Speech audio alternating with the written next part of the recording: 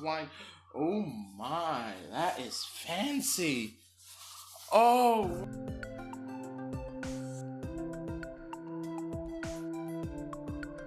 So this is the Cosmic Byte Sirius RGB mechanical keyboard. It's Bluetooth. It has USB connectors as well. And it also charges via the USB connector. So I'm gonna open this one up. It came in like a transparent bag kind of setup. There is a seal. I'm trying to see if I can see. Yeah, the seal is there. It's not broken. The seal is unopened, so I'm gonna just pop the seal open. I always love to see it. The untampered seal. Such a nice sight when you're unboxing a new electronic product. Hopefully it's still in frame. This is a new setup I'm trying out. I'm not really sure how to manage this. I have a couple of ideas, but I need to be a little bit more prepared next time. But live and learn. This is the keyboard. It's pretty cool. It has the key plucker with it. So, that's nice. Key plucker is always good. You have the manual, which is very lengthy. Probably tells you how to do it. There were reviews on Amazon saying it doesn't have a manual. So, that's cool that I got that. This is the USB key cable. It acts as a charging cable and as well as a connector. So, if you want to use the keyboard at its full capability, you should be using the USB connection because it has all keys anti-ghosting. But with Bluetooth, you have the 6 keys being anti-ghosting. So it's not a big deal, but if you're a gamer and you use a lot of different keys, maybe consider using the USB connection and not the Bluetooth. The USB is quite lengthy. I would say that's about a meter. Yeah, a meter point. 1.25 meters. It's not that long, but it's long enough, for a keyboard. And then let's get that taken out. I'm gonna take that out. I can actually hear the clickiness of the blue switches. These aren't Cherry MX blues. They are Otemu blues. So they're basically knockoff or Chinese versions of Cherry MX, and I believe the ones I had on my Red Dragon is the same. And I've had that keyboard for about 5-6 years, so I'm very happy with that. And this is the keyboard itself. I'm gonna try and keep this in frame. I'm literally blind. Oh my, that is fancy. Oh wow. Okay, I'm gonna pop out of the. I'm gonna keep it in the overhead camera, but then I'm gonna actually also take it over here so you guys can see it. I'm gonna make sure you guys can see this. This is metal. It's like this brushed aluminum, and this whole base is metal. Actually, is it? It's weird. It's like solid. It is not going to be the keyboard you want to carry around because it's a bit heavy, but it's solid. Like, it's there, when you put it down, it's there. The only thing that they mentioned, and I see it immediately, is the fact that when you put it down, you can't adjust it. That's it. You don't have a thing that you can adjust to make it go like that. For example, this keyboard, I guess you guys know by now, is the one I'm using on my laptop. That one has these things, like most keyboards you get.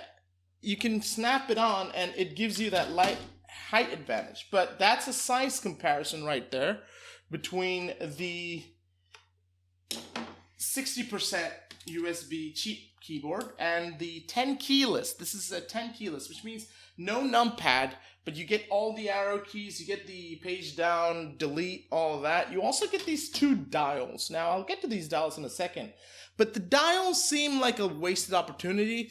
I feel like if they had macroed the dials, if it was some sort of programmable key, it would have been amazing, but it's not.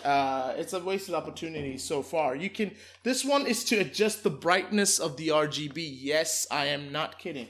This dial right here is to adjust the RGB, and this dial on the right side is to is probably hopefully still in frame, is to adjust the volume. So that is very much,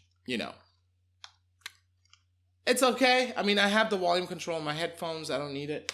The left dial, if they had given me some sort of option to macro it to, you know, the scrolling wheel, like imagine how cool that would be to use that to scroll up and down a web page, or while you're working and you want to scroll up and down the working surface or anything, you know, it would have been amazing if they had given that option to change that.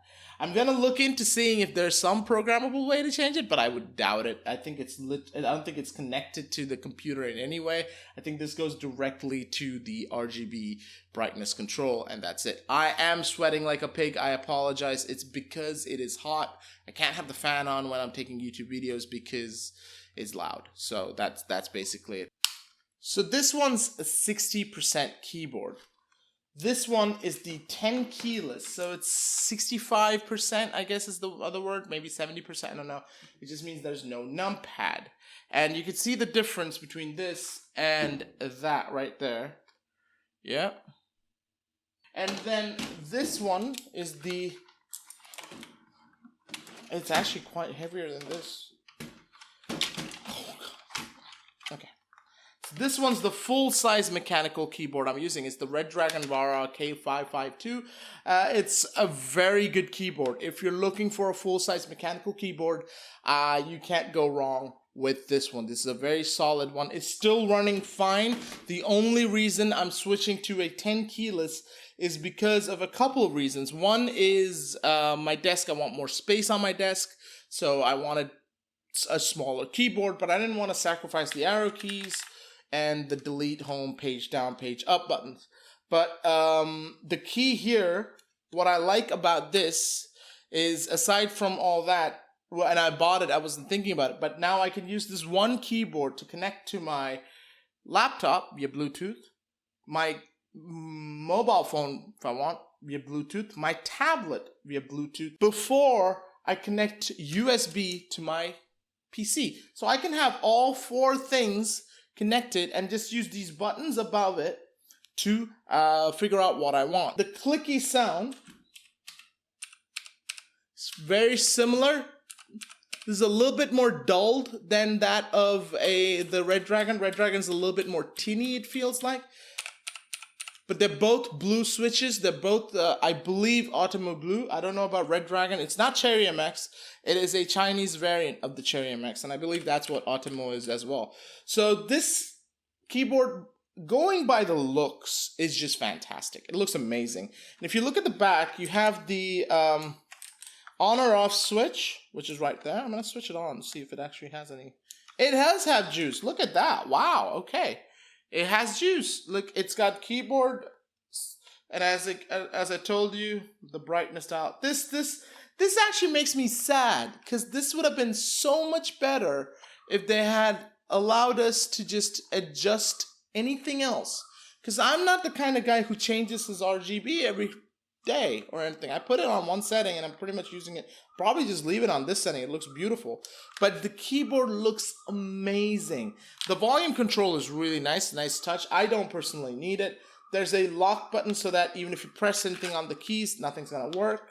There's a USB button. So in case you want to use the USB, you can just click on that and you'll switch back to USB mode. So you can use these buttons to alternate between the USB and 3 Bluetooth devices. I don't think you can have 4 devices. I think this is just a general Bluetooth button. So that's another side that we will check and you will see in the review how after I use it. So, and this is G1. G1 gives you this whole area of RGB. And if I press G2, that's the arrow keys and the WASD, and then the lock is there. That's it. Okay, so if I press down on the top, the wheel, it changes the RGB modes. Pretty cool, I gotta say.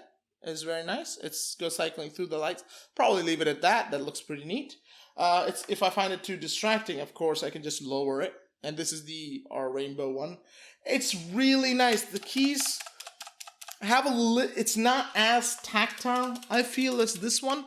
But It's nice. It feels good. I'm gonna be using this for like a month or so before I do a full-blown review. As you guys know, I do like long-term reviews more than just knee-jerk reactions. So it's got everything that I was looking for. The only thing that's left to see is how it performs. So we're gonna plug that in and use it, and we'll have you all the details in the review. There's only one thing I wanted to mention: the charging port or the connection to the USB is right there. And one thing right off the bat that I don't like is it doesn't have the height adjusting stand, the kickstand. That usually helps because I like my keyboards at an angle. I don't like them flat, and this feels like, even though the whole thing is at an angle, it's not enough of an angle for me to feel it. So that might be something I need to get used to, so I can already tell you that I'm not too happy with that. Another cool thing they did do is a visual indicator for the battery. If you look at that one right there, it's not gonna focus, but thank you Canon for that. But that is a visual indicator for the light, for the keyboard. So I'm guessing it'll blink as it runs out of charge. It's cool that they gave us some charge to play with. Nowadays, you're used to getting things that won't switch on when you switch on, and you need to charge it before you use it. But that is the Cosmic Byte Sirius 10 keyless Bluetooth RGB mechanical keyboard. Yes, that's a lot of words, but that's what it's called. It is impressive. I'll tell you right now, out of build quality, this thing is just blown me away. It looks premium. It looks amazing, and you can actually see the shine. You see the aluminium right there. I don't know how this is gonna feel, because when you're, if your hand hits it, if it does stay, but all that will come in the review, and we will definitely put it through its paces on all types of devices. So let me know what you guys think of this new setup as well. I'm trying new things. I'm learning video to video. I mean, that's the whole point, isn't it? Just learn as you go.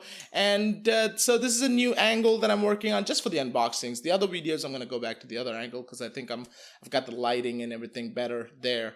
But that is it for this one. Thank you so much for watching. And if you haven't subbed, please do consider it and hit that like button, because the algorithm gods need sacrifices in the forms of like buttons being smashed. Something like that. Anyways, thank you so much for watching. This is RD Techie. I'll see you in the next one. Goodbye.